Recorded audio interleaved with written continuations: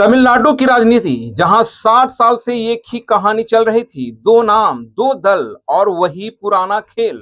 लेकिन फिर एक दिन स्क्रीन पे उतरा एक चेहरा और सीधे राजनीति के मंच पर खड़ा हो गया। नाम जोसेफ विजय, लेकिन जनता ने उसे एक ही नाम दिया, थल्लापति। और ये सिर्फ एंट्री नहीं थी, ये इंटरवल ब्लॉक था राजनीति का। आइए समझते हैं वो पूरा खेल जिसने तमिलनाडु की राजनीति को उलट कर रख दिया। चाल नंबर 1, फैन क्लब से फौज बनाई। विजय की ताकत सिनेमा से शुरू हुई थी। तमिलनाडु में उनके 85,000 फैन क्लब थे, लाखों दीवाने जो उनकी एक आवाज पर सड़क पर आ जाते थे।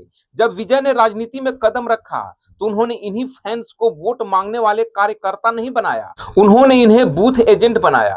फरवरी 2025 में टीवीके ने 70,000 बूथ एजेंट तैनात करने की तैयारी शुरू की।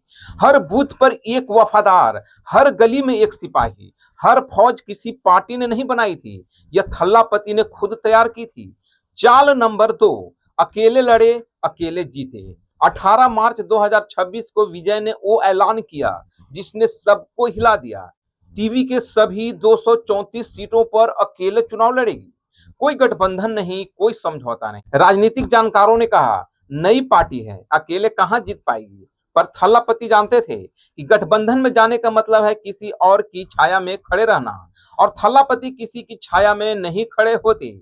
नतीजे सबके सामने हैं। चाल नंबर 3, विचारधारा का हथियार। अक्टूबर 2024 में विक्रमवंडी में टीवीके ने पहला राजनीतिक सम्मेलन किया। 8 लाख लोग जुटे, 8 लाख। सोचिए, यह किसी रैली की भीड़ नहीं थी, यह एक संदेश था। उस मंच से विजय ने साफ कहा, अंबेडकर हमारी सोच है, पेरियार हमारी नींव और कामराज हमारा रास्ता। और दुश्मन भी घोषित किए, बीजेपी वैचारिक दुश्मन, डीएमके राजनीतिक दुश्मन। जब नेता साफ बोलता है तो जनता उसे समझती है, और जनता ने समझा। चाल नंबर 4, युवाओं का दिल जीता। चुनाव के बाद के आंकड़े बताते हैं कि टीवीके के पक्ष में 68% पहली बार मतदान करने वाले युवाओं ने वोट डाला। 20 से 29 साल की उम्र के 59% मतदाता टीवीके के साथ खड़े थे। यह कोई इत्तेफाक नहीं था, टीवीके का घोषणा पत्र युवाओं की भाषा में लिखा गया था।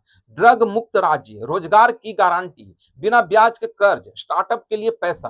पुरानी पार्टियां वादा करती थी, थल्लापति ने सपना दिखाया, फर्क यही था। चाल नंबर 5, महिलाओं को साधा। टीवीके ने 234 सीटों पर 24 महिला उम्मीदवार उतारे और घोषणा पत्र में महिलाओं को केंद्र में रखा। हर महिला परिवार को 2500 रुपये महीना, साल में 6 मुफ्त एलपीजी सिलेंडर, गरीब परिवार की दुल्हन को 8 ग्राम सोना और रेशम की साड़ी। जिस घर में औरत खुश, उस घर का वोट पक्का। थल्लापति गणित जानते थे। चाल नंबर 6, शहरों में किला बनाया। चेन्नई जैसे शहरी इलाकों में टीवीके का प्रदर्शन सबसे ज्यादा चौंकाने वाला रहा। थल्लापति ने गांव के साथ साथ शहर भी साध लिया। पढ़ा लिखा युवा, नौकरी पेशा परिवार, पहली बार वोट देने वाला छात्र, सब टीवीके के साथ। थल्लापति ने यह चुनाव सिर्फ सड़कों पर नहीं लड़ा, ये चुनाव मोबाइल स्क्रीन पर भी लड़ा। जहां पुरानी पार्टियां पोस्टर लगा रही थी, वहीं थल्लापति की टीम फोन के अंदर घुस चुकी थी। Reels, short video, WhatsApp message, हर युवा के हाथ में स्क्रीन, और हर स्क्रीन पर एक ही चेहरा। ये भीड़ नहीं थी, ये डेटा था। कौन सा इलाका क्या सोचता है, किस उम्र के लोग क्या सुनना चाहते हैं, किस मुद्दे पर कौन रिएक्ट करेगा, सबका हिसाब रखा गया और फिर उसी हिसाब से मैसेज भेजा गया। ये पुरानी राजनीति नहीं थी, ये एल्गोरिदम की राजनीति थी। और सबसे बड़ा फर्क क्या था, यहाँ नेता मंच से नहीं बोल रहा था, यहाँ नेता सीधे आपकी जेब में बोल रहा था। अब मैदान में भी जीत और मोबाइल में भी कब्जा, तो फिर सवाल ही नहीं था कि कहानी कैसे खत्म होगी, क्योंकि इस बार गेम बदल चुका था। IT professional, student, middle class सब एक साथ खड़े हो गए। ये सिर्फ वोट नहीं था, ये माइंड सेट शिफ्ट था। तो ये था पूरा खेल। 23 अप्रैल को तमिलनाडु ने वोट डाला, 85.1% मतदान, राज्य के इतिहास का सबसे बड़ा रिकॉर्ड। जनता खुद निकली घर से, धूप में, लाइन में। लेकिन इस बार उम्मीद थी। 4 मई को जब नतीजे आए तो डीएमके की कुर्सी हिल गई, एआईएडीएमके की जमीन खिसक गई और टीवीके का झंडा लहराने लगा।